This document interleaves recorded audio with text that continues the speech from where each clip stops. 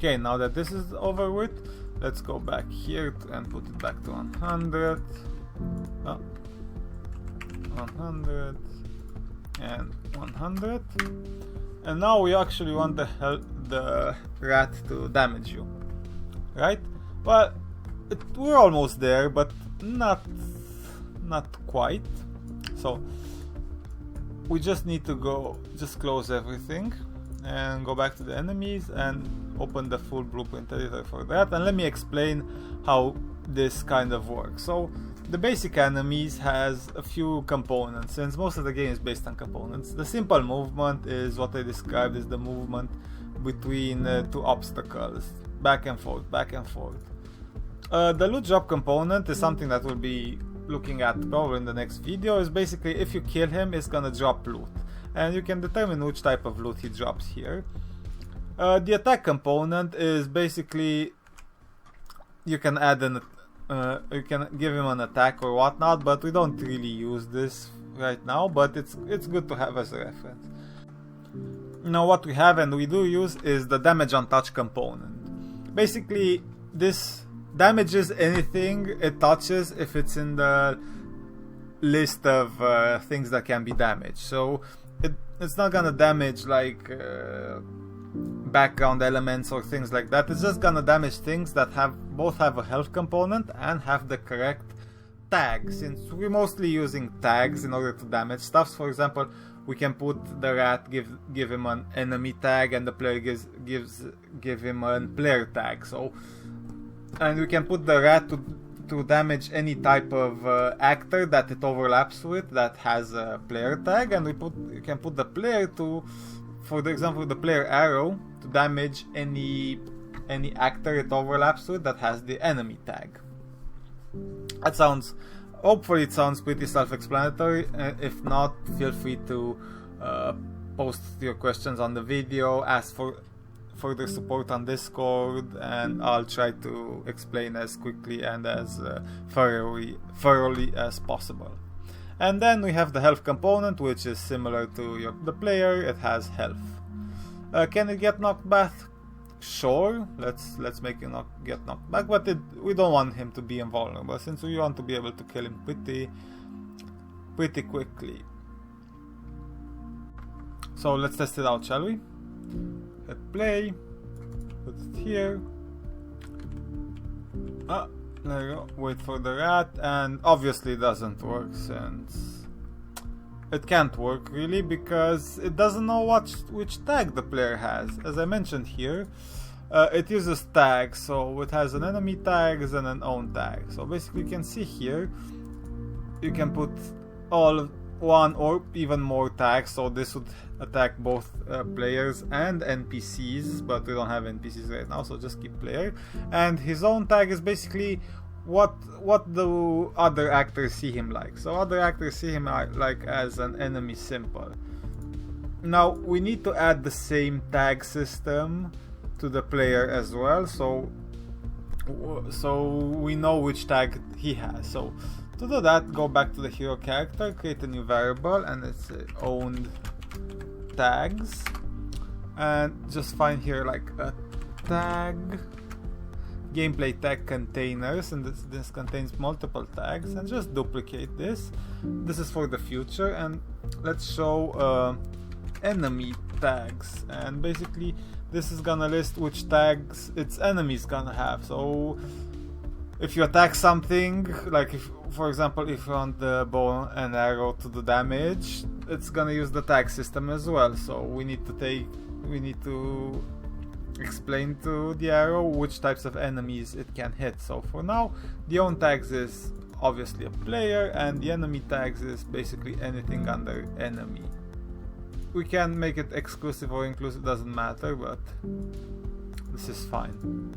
So unfortunately this is still not gonna work, because we need a way for the player and the enemy to communicate which tags they have. And fortunately we have a concept called interfaces. In order to access that, go to the class settings and see interfaces, and just add, and just find the tag BP gameplay tag interface. And an interface is basically it's a construct. I think it's a type of blueprint that contains functions and variables that you can use to communicate between different blueprints. So, for example, I'm implemented this interface, and the basic enemy is also implementing this interface. If you can see, well, he doesn't, but as you can see, his parent, which is the basic enemy master,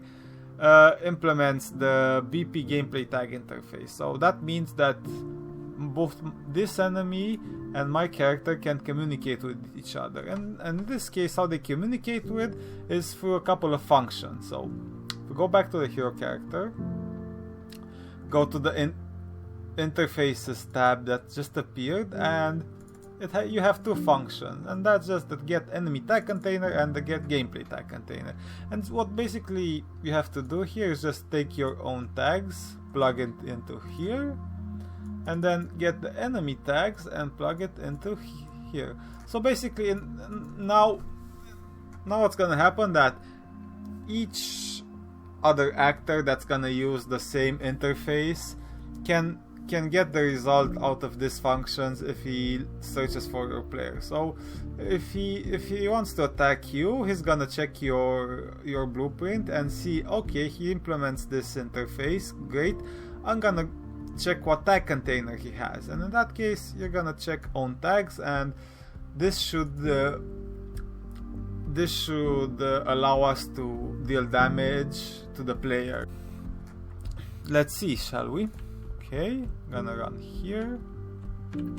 I'm gonna wait for him to come me and damage me, and there you go. I got damaged just fine. That's cool, that's fun, that's awesome.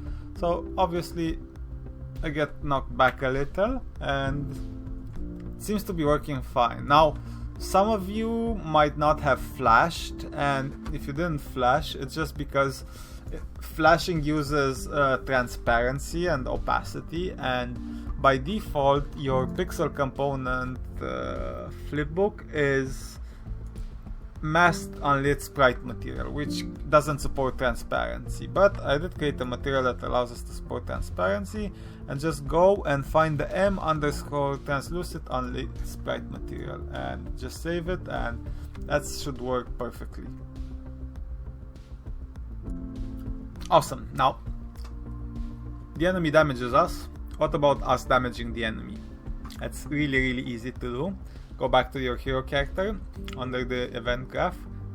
If you can find where we actually do the ranged attack, it has an enemy tag container.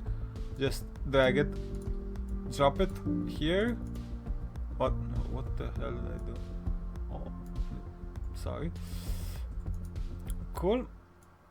Put it under here, compile, save, and it should just work.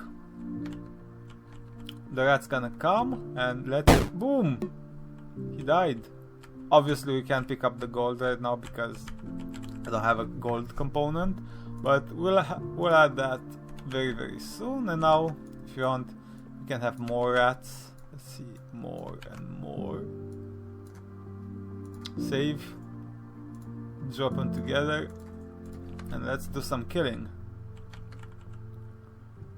Come on, 1, 2, oh. Awesome, that was awesome, wasn't it?